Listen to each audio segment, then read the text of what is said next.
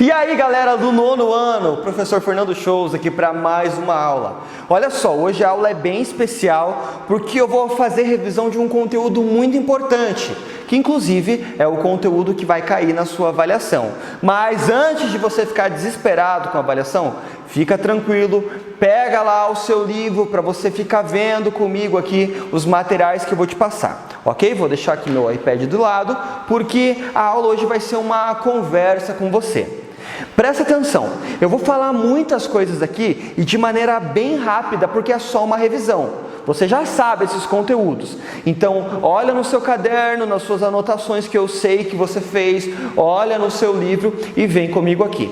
O assunto da revisão é a Primeira Guerra Mundial, a primeira grande guerra, que vai envolver ali vários países e que vai ser um divisor de águas na questão de como as guerras ocorriam.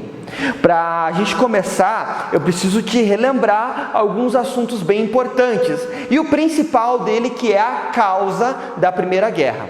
E a causa da Primeira Guerra está lá, a gente encontra ela no imperialismo. O imperialismo que começa ali no final do século XIX, quando as potências europeias, elas começam a expandir os seus mercados. Como assim? Expandindo os seus mercados ali para a África e para a Ásia e dominando aqueles territórios em busca de algumas necessidades que o sistema capitalista necessitava para poder fazer com que aqueles países crescessem. Quais são essas necessidades? Eu te ensinei lá como os 3 M's. O que são esses 3 M's? Matéria-prima, mão de obra barata, mercado consumidor. Então isso era o que movia a economia. Era necessário produzir, mas para produzir era necessário pessoas para trabalhar. Essas pessoas elas tinham que comprar, que é o mercado consumidor, e isso fazia o sistema girar. Ok? Eu preciso te falar que no final do século XIX, início do século XX, é um período de esplendor ali das nações europeias, que estão crescendo economicamente e passando a investir nos seus armamentos. E isso até vai gerar um conceito que você tem lá, que é o paz armada, que era quando esses países acreditavam que para manter a segurança de suas nações era necessário ter um exército forte. Então, os estados passam a investir, as nações europeias passam a investir em seus exércitos, já pensando em um possível ataque futuro. Mas calma aí, tem muita coisa ainda para acontecer até que, estoure a Primeira Guerra Mundial. Eu preciso te lembrar também que é nesse período que a gente tem a unificação da Itália e da Alemanha como estados nacionais modernos. Ok? E essa unificação vai estar também ligada a um conceito muito importante, que é o nacionalismo.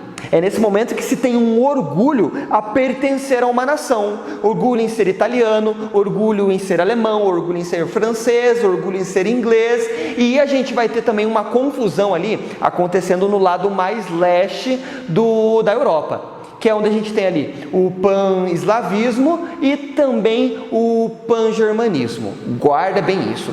Que eram movimentos nacionalistas. Então a gente tem ali um conflito muito grande na questão da unificação desses territórios ao leste. Ok? Guardou então isso? Imperialismo, busca lá pelos 3 M's, o nacionalismo, unificação da Itália e da Alemanha como estados fortes, e a paz armada, que é o investir nos seus exércitos. Bom, muitos países não ficaram contentes com a divisão imperialista lá do Tratado de Berlim, ok? E por conta disso começaram a fazer alianças pensando nos seus interesses políticos e econômicos em comum. É nesse período que a gente começa a ter o surgimento de alianças, quando a gente tem o surgimento da Tríplice Entente, que vai ser a unificação da Inglaterra, da França e da Rússia, para que, se caso ali acontecesse algum problema, uma defendia a outra.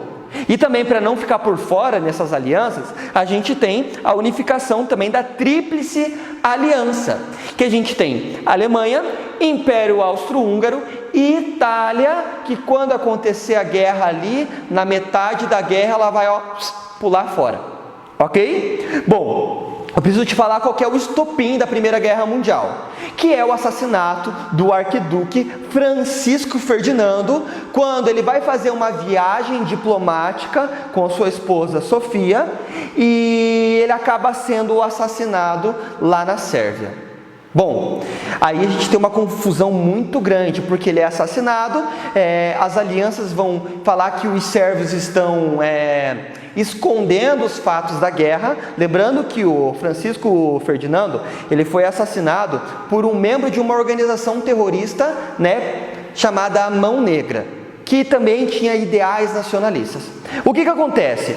Um país começa a declarar guerra para o outro, você tem isso lá no seu livro, dá uma lida bem certinho, tá? A Áustria-Hungria declara guerra à Sérvia, que pede apoio ali para a Rússia, para a Inglaterra, a Alemanha entra no meio, a França entra no meio também, a Itália e o Império Austro-Húngaro também vão entrar no meio dessa confusão e, bum, estourou a Primeira Guerra Mundial.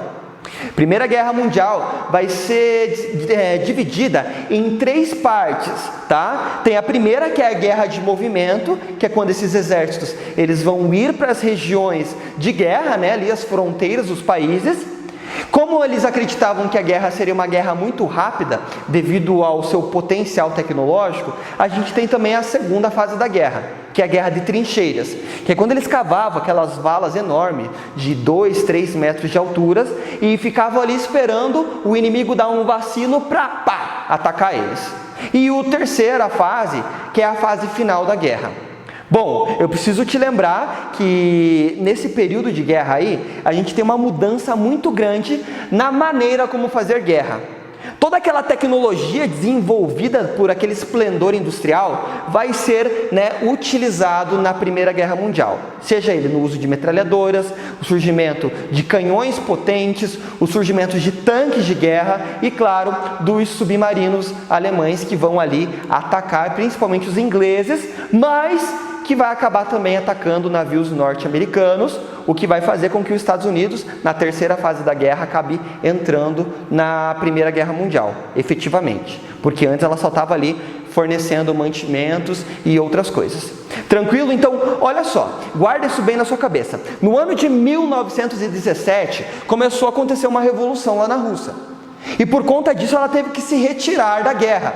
Nesse período também, a Itália viu que a Tríplice Aliança estava perdendo e pula para o outro lado da guerra, que vai ficar do lado da Tríplice Entente. Estados Unidos entra na guerra, o Império Austro-Húngaro perdeu várias batalhas e só está praticamente a Alemanha ali. A Alemanha começa a ser retomada, por conta da Tríplice Entente, e quando ela se vê quase derrotada, ela se rende à guerra. Lembrando que a participação dos Estados Unidos é decisiva para esse fim da guerra, ok? Bom, a Alemanha acaba perdendo a guerra junto com todos os outros. A Itália achou que ia ser beneficiada por ter mudado de lado, mas não vai ficar. Uma grande crise se alastra por toda a Europa. Estados Unidos sai como uma potência econômica e militar, mas o principal disso que você tem que guardar é o Tratado de Versalhes, que é quando a Alemanha assinou um tratado onde ela se responsabilizou por ser a causadora da guerra, teve o seu efetivo de exército diminuído e contraiu uma dívida enorme, além de ter perdido seus territórios conquistados durante a Primeira Guerra Mundial. Bom, a Europa inteira fica em crise, Estados Unidos se assente como uma potência militar e a gente tem ali o fim da Primeira Guerra Mundial, ali em 1918, 1919.